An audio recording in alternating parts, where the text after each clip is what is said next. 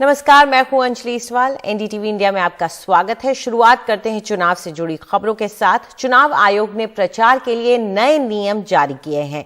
31 जनवरी तक रैली अब जो की जा रही थी या रोड शो जो होने थे उनकी इजाजत नहीं मिलेगी। ये पाबंदी को बढ़ा दिया गया है 31 जनवरी तक। इसके अलावा डोर टू डोर कैंपेनिंग में अब 10 लोग शामिल हो सकते हैं। ये जो पहले की लिमिट थे उससे बढ़ाकर इसे 10 लोग कर दिया गया है। ये भी कहा गया है कि सुरक्षा में लगे हुए लोगों को इन 10 लोगों में नहीं गिना जाएगा। वहीं पहले चरण के जो उम्मीदवार हैं वो खुली जगह पर 28 जनवरी से 8 जनवरी तक अपनी सभाएं कर सकते हैं। इन सभाओं में लेकिन अधिकतम 500 लोग या जगह की 50% क्षमता तक लोग शामिल हो सकते हैं। वहीं दूसरे चरण के जो उम्मीदवार हैं वो 1 फरवरी से 12 फरवरी तक सभाएं कर सकते हैं और इन सभाओं में भी अधिकतम 500 लोग या जगह की 50% क्षमता तक लोग शामिल हो सकते हैं। अभी अधिकतम 300 लोग ही या फिर हॉल की क्षमता के 50% तक लोगों को ही मीटिंग करने की इजाजत थी, लेकिन अब इसे बढ़ा दिया गया है। वहीं वीडियो वैन को भी खुली जगह पर होने की इजाजत दे दी गई है। अधिकतम 500 लोग ही जुट सकते हैं।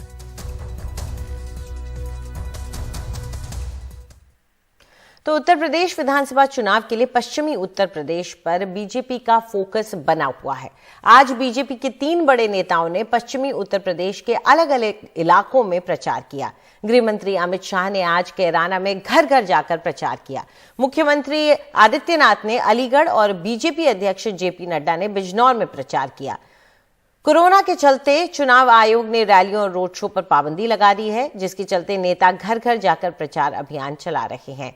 कैराना में अमित शाह ने कहा कि जनता कह रही है कि जिनकी वजह से कैराना में पलायन हो रहा था, योगी राज में वो खुद यहां से पलायन कर गए।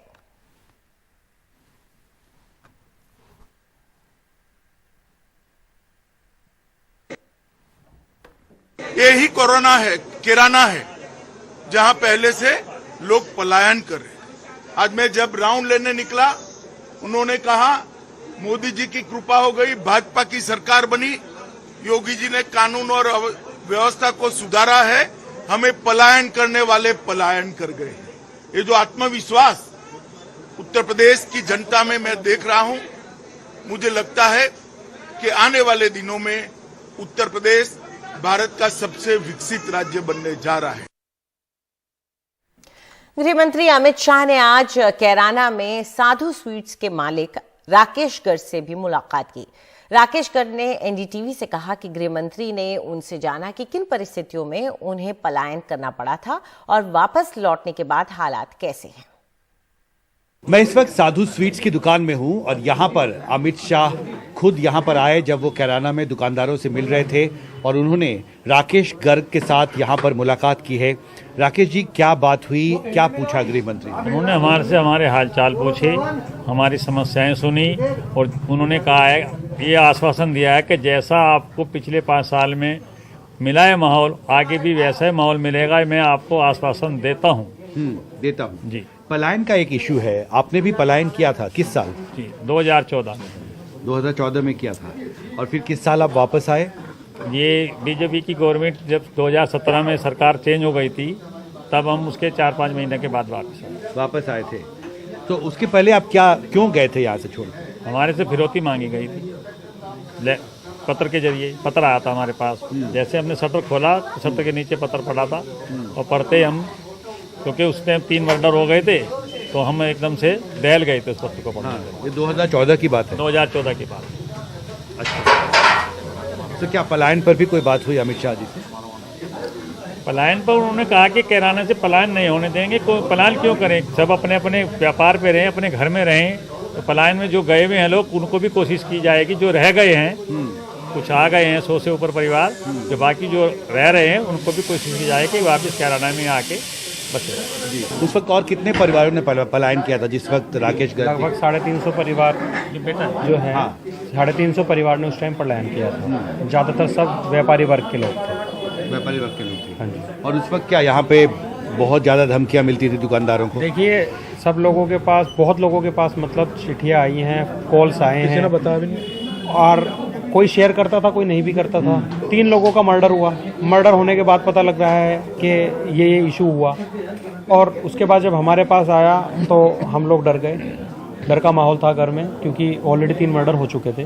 तब हमने परिवार में यही निर्णय लिया कि यहाँ से चले जाना में ही हमारे परिवार की भलाई होगी। हमसे बात करने के लिए बहुत शुक्रिया। साधु स्वीट से मेरे कैमरा सहयोगी प्रेम सिंह के साथ Himanshu Shekhar, NDTV India. Samajwadi party के नेता आजम खान अंतरिम जमानत के लिए अब सुप्रीम कोर्ट पहुंच गए हैं। इस पर ज्यादा जानकारी के लिए हमारे साथ हमारे सहयोगी आशीष भार्गव जुड़ गए हैं। आशीष, अपनी याचिका में क्या कह रहे हैं आजम खान? जी देखिए अंजलि, आजम खान जमानत मांग रहे हैं, अंतरिम जमानत मांग रहे हैं, और वो चुनाव में प्रचार करना चाहते हैं उत्तर प्रदेश में खास तौर पर। और उनका ये कहना है कि यूपी सरकार जानबूझकर उनके मामलों को लटका रही है, जिसकी वजह से वो जेल से बाहर नहीं आ पा रहे हैं, और इसी कारण वो सीधे सुप्रीम कोर्ट में आए हैं। हालांकि हाई कोर्ट में भी उनके मामले, इलाहाबाद हाई कोर्ट में, लेकिन वो सीधे अब सुप्रीम कोर्ट आए हैं क्योंकि उनको जल्द राहत की मांग है, और वो ये बता रहे हैं यहाँ पर आकर के यूपी सरकार की तरफ से उनसे एक तरीके से राजनीतिक बदले की कार्रवाई उनके खिलाफ हो रही है, और उनके मामलों को 2-3 मामले उनके जमानत के हैं जिन पर यूपी सरकार देरी कर रही है जानबूझकर अदालत में, जिसके कारण वो जेल में ही हैं। और वो अब सुप्रीम कोर्ट से चाहते हैं कि उनको अंतरिम जमानत दी जाए ताकि वो यूपी में जो चुनाव होने वाले हैं उनमें प्रचार कर सकें। और काफी अहम है ये मुद्दा इस मोड़ पर, जहां पर आजम खान का बेटा और उनकी पत्नी दोनों जेल से बाहर आ चुके हैं। बहुत सारे मामलों में सुप्रीम कोर्ट ने ही उनको जमानत दी है। आजम खान भी के ऊपर भी बहुत सारे मुकदमे दर्ज हैं। फिलहाल 2 या 3 केस ऐसे हैं उनका जिन पर जल्द अगर फैसला हो जाए तो वो जेल से बाहर आ सकते हैं। तो फिलहाल इंतजार करना होगा सुप्रीम कोर्ट इस मामले की सुनवाई कब करेगा। जी शुक्रिया इस पूरी जानकारी के लिए। हमारे सहयोगी हमें बता रहे थे कि आजम खान अब जेल से बाहर आना चाहते हैं क्योंकि वो प्रचार में जुटना चाहते हैं। और पश्चिमी उत्तर प्रदेश की बात करते हैं, जहां समाजवादी पार्टी और आरएलडी गठबंधन के लिए बागी उम्मीदवार सिरदर्द साबित हो रहे हैं। एक तरफ बीजेपी के धुरंधर आज पश्चिमी उत्तर प्रदेश में प्रचार करते हुए दिखे, वहीं समाजवादी पार्टी के गठबंधन में कुछ सीटों पर आपसी खींचतान दिख रही है। रविश रंजन शुक्ला की ये रिपोर्ट। अखिलेश यादव के करीबी संजय लाठर मथुरा की माट विधानसभा में दिन रात लोगों से मिल रहे हैं। हालांकि वो सपा के एमएलसी रहे हैं, लेकिन माट विधानसभा में नामांकन आरएलडी के निशान से किया है। इसीलिए आरएलडी नेता योगेश नौहवार उनके सियासी दुश्मन बन गए हैं। अब संजय लाठर उनको मनाने की बात कह रहे हैं। संजय जी, आरएलडी का उम्मीदवार माना जाए कि समाजवादी पार्टी का उम्मीदवार माना जाए? हम दोनों के संयुक्त प्रत्याशी हैं। लेकिन नामांकन आरएलडी के भी योगेश जी ने भरा है, वो कह रहे नहीं है अभी हम आरएलडी के हैं। नहीं, ऐसा नहीं है। हाँ। योगेश जी को फार्म मिला था, एबी फार्म मिला था, लेकिन माननीय जयंत चौधरी जी ने एबी फार्म बदल के मेरी पत्नी के नाम दे दिया है। चूंकि उसको बाद में फार्म दिया गया है और उस पर लिखा गया है इसकी जगह इसको दिया जाता है, तो मेरी पत्नी को दे दिया है और 1-2 दिन बाद वो वापस ले लेगी। मैं ही हूँ। लेकिन ये बात जितनी आसान लग रही है उतनी है नहीं। 2017 के माट विधानसभा से आरएलडी के उम्मीदवार के तौर पर योगेश महज 600 वोटों से हार गए थे। इस बार फिर आरएलडी से नामांकन भरा है। अब एक ही सीट पर गठबंधन के 2 नेता आमने सामने हैं। कि मुझे हमारी पार्टी के राष्ट्रीय अध्यक्ष जयंत चौधरी जी ने पर्चा वापस लेने का आदेश दिया है। मैंने उस पर स्पष्ट अपना जो हिसाब से कह दिया कि मैं पर्चा वापस नहीं लूँगा। मुझे 4-5 दिन पहले हमारी पार्टी के राष्ट्रीय अध्यक्ष जयंत चौधरी जी ने बुला करके सिंबल दिया और कहा जाओ चुनाव लड़ो। मेरे साथ मेरे पूरे समर्थक वहाँ मौजूद थे, जश्न का माहौल था। दरअसल आरएलडी को दी गई 31 सीटों में 5 जगहों पर समाजवादी पार्टी के उम्मीदवार आरएलडी के निशान पर चुनाव लड़ रहे हैं। कुछ जगहों से विरोध की खबरें भी आ रही हैं। मसलन बागपत की छपरौली सीट से कार्यकर्ताओं की नाराजगी के चलते आरएलडी को उम्मीदवार बदलना पड़ा। मेरठ की सीवाल खास सीट से गुलाम मोहम्मद के टिकट होने पर कार्यकर्ता नाराज दिखे। सरधना से अतुल प्रधान के उतरने से आरएलडी के जिला अध्यक्ष ने इस्तीफा दे दिया।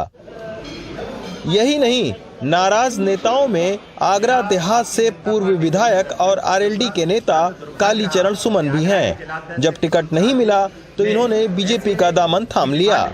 आरएलडी में जो हमारे लोकल स्तर के जो संगठन था वो नहीं चाहते कि कोई अच्छा व्यक्ति यहाँ से विधायक जीत करके जाए, और इसी भावना को उन्होंने टिकट की सौदेबाजी की, और उस टिकट की सौदेबाजी से आयत होकर के मैंने आज भारतीय जनता पार्टी ज्वाइन की है। क्या गठबंधन जाट मुस्लिम मतदाताओं को अपने पक्ष में करने में सफल हो पाता है या नहीं? मथुरा से सौरभ गौतम, बागपत से सनोज और सुधीश कुमार राम के साथ रवीश रंजन शुक्ला, एनडीटीवी इंडिया। और अब खबर मुंबई से, जहां शनिवार सुबह बड़ा हादसा हुआ। तारदेव की एक 20 मंजिला इमारत में आग लगने से 6 लोगों की मौत हो गई और 20 से ज्यादा लोग झुलस गए। कई घंटों की मशक्कत के बाद दमकल विभाग ने आग पर काबू पाया। शनिवार सुबह करीब 7:30 बजे मुंबई के तारदेव इलाके में 20 मंजिला कमला बिल्डिंग के 19वें फ्लोर पर आग लग गई। आग की लपटों के साथ ही चारों तरफ धुआं फैलने लगा। दमकल विभाग की ओर से आग को बुझाने की कोशिश लगातार जारी रही और करीब 2.5 घंटों की मशक्कत के बाद आग पर काबू पाया जा सका। प्राथमिक जानकारी है कि 15वें फ्लोर पे डट से जो है आग लगी और ऊपर तक गई। सबसे ज़्यादा अफेक्टेड 19 फ्लोर था, और एक संयुक्त अभियान जो पुलिस, फायर ब्रिगेड उनके साथ में करने के बाद जो है उसमें इवैक्यूएशन हो गया है। फायर अभी कंट्रोल में आ गई है। हादसे में कुल 6 लोगों की मौत हो गई और 16 लोग घायल हो गए। शनिवार सुबह मुंबई की महापौर किशोरी पेडनेकर ने मौके पर हालात को देखा। उन्होंने ये भी कहा कि 2 निजी अस्पताल ऐसे हैं जिन्होंने मरीजों को भर्ती नहीं किया। रिलायंस और ओकड़, उन्होंने एक भी पेशेंट नहीं, उनका जो सुबह का कोई मैनेजमेंट होगा तो उन्होंने नहीं लिया है। अरुण दुधवड़कर का कहना है ये थोड़ा सबसाइड होने दो, उसके बाद हम खुद वो दोनों हॉस्पिटल में जाके उनके प्रशासन को पूछने वाले हैं कि ऐसा इमरजेंसी में आप ऐसा कर सकते हैं।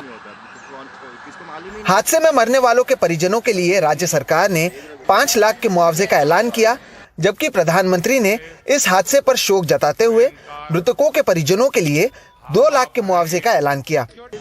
शहर में बार बार कुछ महीनों के अंतराल में इस तरह के हादसे कई हाई राइज इमारतों में हो रहे हैं। हादसे के बाद कड़ी कार्रवाई की बात की जाती है, लेकिन अगले हादसे तक लोग और प्रशासन सब कुछ भूल जाते हैं। ऐसे में बीएमसी पर सवाल उठना लाजमी है। मुंबई से कैमरा पर्सन राजेंद्र दयालकर के साथ सोहित मिश्रा, एनडीटीवी इंडिया।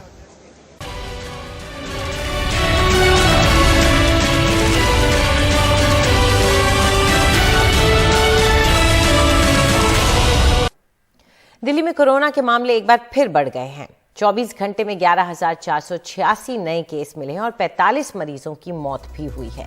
तीसरी लहर में एक दिन में सबसे ज्यादा लोगों की ये मौत का आंकड़ा है।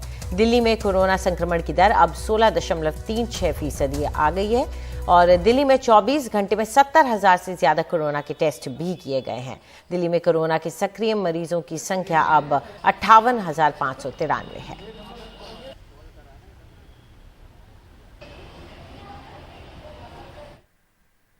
उधर मुंबई में कोरोना के मामले अब कम हो रहे हैं। पिछले 24 घंटे में कोरोना के 3,568 नए केस मिले हैं और 10 मरीजों की मौत हुई है, जबकि कल मुंबई में 5,000 से ज्यादा कोरोना के केस आए थे। मुंबई में तीसरी लहर के पीक से कोरोना के मामलों में अब तक 83% की कमी हो चुकी है। 7 जनवरी को सबसे ज्यादा 20,971 केस मिले थे। संक्रमण दर भी कम हो गई है और 7.15% रह गई है। तो 9 बजे की खबरों में फिलहाल इतना ही। वक्त है एक छोटे से ब्रेक का। ब्रेक के बाद खबरों का सिलसिला एनडीटीवी इंडिया पर जारी है।